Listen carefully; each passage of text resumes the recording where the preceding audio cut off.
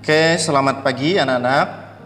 Ya, bertemu lagi di pembelajaran subtema 4 ya. Tidak terasa kita sudah memasuki di subtema 4, sudah hampir satu buku kita pelajari anak-anak, dan kita bersyukur di mana sampai hari ini kita boleh diberikan kesempatan lagi untuk kita boleh belajar di pelajaran tematik ini. Khususnya dalam pelajaran tematik kita belajar 3 mata pelajaran, yaitu Bahasa Indonesia, SBDP, dan PPKN. Jadi ingat ya anak-anak, di pembelajaran tematik tahun pelajaran ini yaitu Bahasa Indonesia, SBDP, dan PPKN. Nah, kita mau belajar sekaligus yaitu di pelajaran 3 dan pelajaran 4 yang akan kita pelajari pada hari ini. Jadi anak-anak boleh disimak video Mister ini supaya mengerti apa yang dipelajari, dan nanti kita akan pertemuan di meeting untuk menjelaskan ya tugas-tugas yang akan dikerjakan untuk kalian. Oke. Jadi guru-guru yang mengajar di kelas 3 khususnya dalam pelajaran tematik ada Mr. Albinus, ada Madam Cica, dan ada Miss Ri. Jadi kelas 3 ada 3 kelas 3A, 3B, dan 3C. Ya. Nah, kali ini anak-anak kita mau belajar dari pelajaran yang ketiga ini, yaitu tentang perkembangbiakan tumbuhan, dan khususnya hari ini kita mau melihat tentang bunga. Nah, bunga adalah bagian dari tumbuhan ya. Kita harus lihat bagaimana keindahan bunga itu luar biasa ya anak-anak, dan kita dapat melihat bahwa bunga itu adalah ciptaan Tuhan, dan bunga itu adalah makhluk hidup karena dia bertumbuh. Kalau anak-anak perhatikan di situ ada bunga krisan, ada bunga pom-pom. Mungkin kalian belum pernah jumpai, tapi kalian bisa lihat gambar, ada bunga aster, ada bunga pengawarna gitu ya. Nah, kalian dapat melihat bunga adalah bagian daripada tumbuhan ya. Mungkin di lingkungan rumah kalian itu ada bunga, ada tanam bunga melati misalnya, ada bunga mawar atau bunga-bunga yang lain.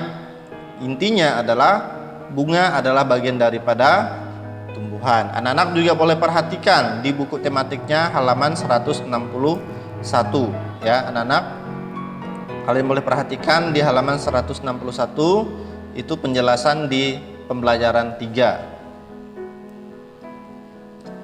Bunga diperlukan dalam proses perkembangbiakan sebagai sebagian tumbuhan. Jadi tumbuhan yang berkembang biak biasanya itu perkembangbiakan menggunakan biji, biasanya melalui bunga terlebih dahulu. Jadi itu adalah suatu proses perkembangbiakan pada tumbuhan. Sebelum menjadi buah, maka terjadi bunga terlebih dahulu supaya nanti bisa jadi bakal buah dari bunga tersebut. Oleh sebab itu bunga sangat diperlukan dalam proses perkembangbiakan bagi sebagian tumbuhan, khususnya tumbuhan yang berkembang biak dengan cara menggunakan biji gitu ya. Nah, ada banyak jenis bunga yang ada di lingkungan sekitar kita, seperti yang Mister katakan tadi ya. Ada macam-macam bunga di sekitar lingkungan kalian ya, lingkungan kita di sekolah khususnya juga ada bunga yang sering kalian main, kalian petik juga ya. Nah, di situ ada bunga lidi, bunga mawar, dan boleh perhatikan ada bunga matahari, bunga garbera ya. Itu jenisnya sangat banyak jenis bunga. Jadi anak-anak kalian yang belum pernah melihat secara langsung, jadi dapat melihat gambar. Wah, rupanya bunga itu sangat indah ya. Nah, kita akan melihat nama-nama bunga nasional. Rupanya bunga nasional bangsa Indonesia juga ada loh. Nah, kita akan melihat dari bangsa lain. Bangsa Indonesia memiliki 3 bunga nasional ya. Bangsa Indonesia memiliki 3 bunga nasional, yaitu sebutan lain dari bunga di Indonesia adalah puspa. Sebutan lain untuk bunga di Indonesia adalah puspa. Jadi itu boleh diingat ya anak-anak. Sebutan lain untuk bunga di Indonesia adalah puspa. Jadi setiap bangsa itu memiliki ciri khas bunganya yang melambangkan bunganya atau melambangkan karakteristik negara ya. Bunga melati putih disebut dengan puspa bangsa. Jadi anak-anak boleh perhatikan di atas itu gambar itu adalah bunga melati putih. Kalau di Indonesia bunga melati putih disebut dengan puspa bangsa. Kemudian bunga anggrek bulan disebut dengan puspa pesona.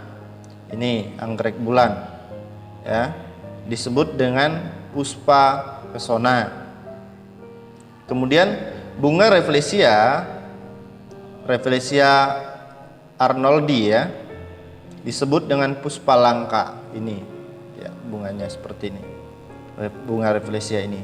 Nah, inilah ciri khas bunga nasional Indonesia ya, bunga nasional Indonesia. Anak-anak boleh perhatikan gambar tersebut. Nah, kita akan melihat beberapa negara memiliki bunga nasional selain Indonesia ya. Ada negara lain juga loh. Bunga nasional adalah bunga yang dapat mewakili karakteristik sebuah bangsa dan negara. Ya, karakteristik sebuah bangsa dan negara. Jadi negara-negara lain juga punya karakteristik bunga nasional mereka. Seperti Indonesia tadi, kita dapat melihat ada beberapa bunga ya. Ada Rafflesia, ada bunga matahari bulan. Itu merupakan karakteristik Indonesia. Dan bangsa lain juga ada seperti itu. Seperti bunga tulip dikenal sebagai bunga negara Belanda. Kita akan melihat ini bunga tulip. Bunga tulip dikenal sebagai bunga negara ya, bunga negara Belanda. Nih, kalian boleh perhatikan ya. Dan mawar dikenal sebagai bunga negara Inggris. Wah, rupanya mawar itu sebagai bunga negara Inggris ya. Kalau kita jumpai di Indonesia atau di lingkungan kita banyak sekali mawar. Dan taunya mawar itu merupakan ya bunga sebagai bunga negara Inggris ya, sebagai bunga negara Inggris. Ini anak-anak lihat, banyak jenis mawar dengan berbagai macam warna. Ada yang merah, ada mawar putih ya. Inilah jenis-jenis warna mawar yang banyak dijumpai di lingkungan kita, juga banyak dijumpai bunga mawar ini.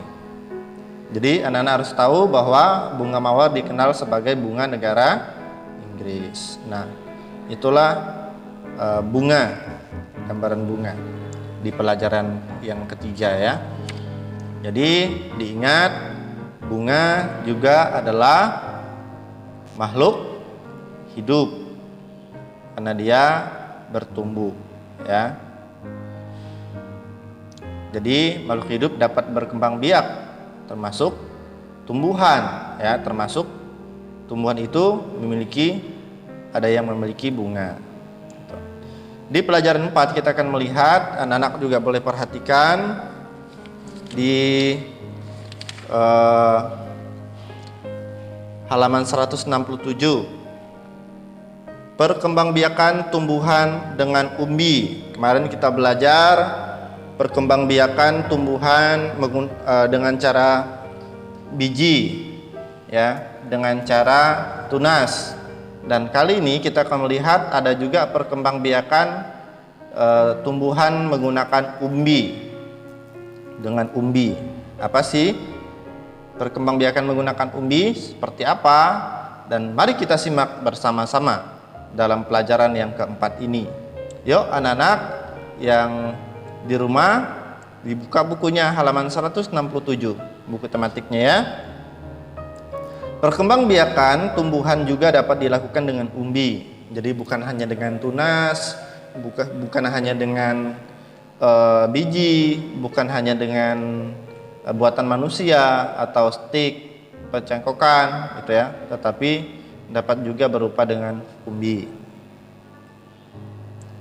Ada umbi batang, ada umbi lapis, dan ada umbi akar. Jadi perkembangbiakan menggunakan umbi ada berapa macam anak-anak?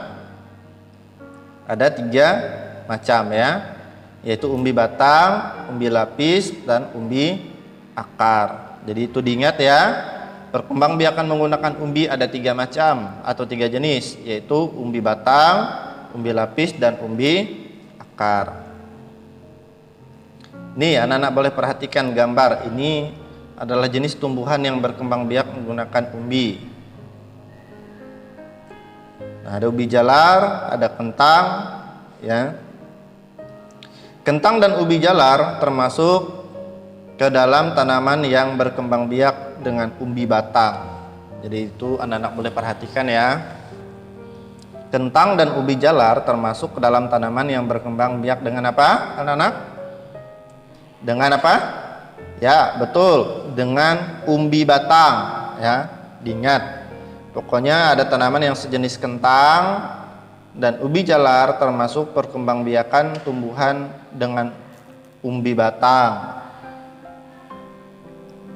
Kemudian kita perhatikan bawang dan bunga bakung berkembang biak dengan umbi lapis. Nah, anak-anak kalau kalian ke dapur lihat bawang merah ya. Dan mungkin anak-anak boleh perhatikan bunga bakung juga itu termasuk dengan umbi lapis ya. Nih, boleh perhatikan bawang. Ya, anak-anak perhatikan bentuk bawang. Ada bawang yang masih utuh, ada bawang yang sudah dibelah. Nah, itulah yang disebut dengan umbi lapis. Kemudian ada bunga bakung. Anak-anak juga boleh perhatikan lebih jelasnya di halaman 167. Wortel dan juga singkong berkembang biak dengan cara umbi akar. Wortel dan singkong berkembang biak dengan cara umbi bakar. Itu diingat ya. Wortel dan singkong berkembang biak dengan cara umbi bakar. Nanti kita akan melihat. Nah, mengapa bawang merah termasuk ke dalam umbi lapis? Ada yang bisa menjawab? Kenapa bawang merah termasuk ke dalam umbi lapis? Yuk, dipikirkan sebelum Mister kasih tahu jawabannya. Mengapa bawang merah termasuk ke dalam umbi lapis? Jawabannya adalah karena bawang merah disebut umbi lapis karena bawang merah menyimpan cadangan makanan pada akar sehingga disebut umbi, dan bawang merah memiliki siung yang berlapis. Karena itu bawang merah disebut umbi lapis, dan hal itu dapat kita lihat di saat kita memotong bawang merah. Anak-anak boleh perhatikan bawang merah yang sudah dipotong, bentuknya berlapis-lapis kan? Nah, jadi boleh dipahami bahwa kenapa bawang merah disebut sebagai umbi lapis, karena bentuknya di dalamnya berlapis-lapis ya. Oke, anak-anak, kita akan melihat ada umbi akar. Tadi sudah dijelaskan sekilas. Ada wortel, ada juga ketela pohon, dan juga ada bunga dahlia. Itu termasuk ke dalam umbi akar. Ya. Kemudian ada ubi kayu. Nah, ini ubi kayu. Ini termasuk ke dalam umbi akar ya. Jadi perkembangbiakan menggunakan umbi akar. Jadi kalau kita melihat bahwa yang membesar itu adalah akarnya yang menjadi umbi. Itu yang terjadi pada singkong atau ubi kayu. Tanaman yang berkembang biak dengan umbi, kita akan melihat ada ubi jalar, ada singkong, ada talas atau keladi, ada kentang. Anak-anak juga bisa melihat ya. Ternyata umbi itu bisa kita gunakan untuk berbagai jenis ya. Misalnya keripik bisa kita gunakan dari singkong atau kentang atau ubi jalar ya. Menanam umbi batang kayu kita akan melihat itu sangat mudah. Kalau akan perhatikan di halaman 169 ya, Mister juga di rumah ada tanam ubi kayu atau singkong. Kita tinggal memotong batang tersebut lalu menanamnya. Tunggu beberapa hari maka kalian dapat melihat dan daun tumbuh dari batang tersebut. Gitu ya. Nah, itu berbagai jenis umbi-umbian tadi yang Mister jelaskan. Ya, umbi-umbian merupakan makanan yang sangat digemari oleh sebagian besar penduduk Indonesia. Kalau kalian perhatikan di Pontianak banyak yang menjual umbi-umbian, bahkan keripik yang berasal daripada umbi-umbian ya.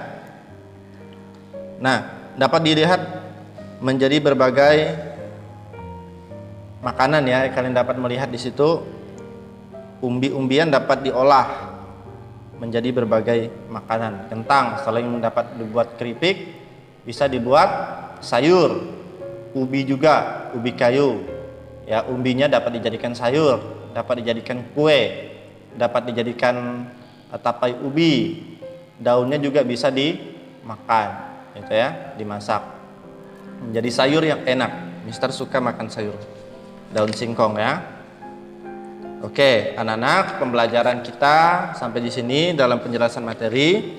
Nanti dalam pertemuan meeting jika ada hal-hal yang tidak jelas, boleh kalian tanyakan dalam pertemuan meeting kita nanti ya.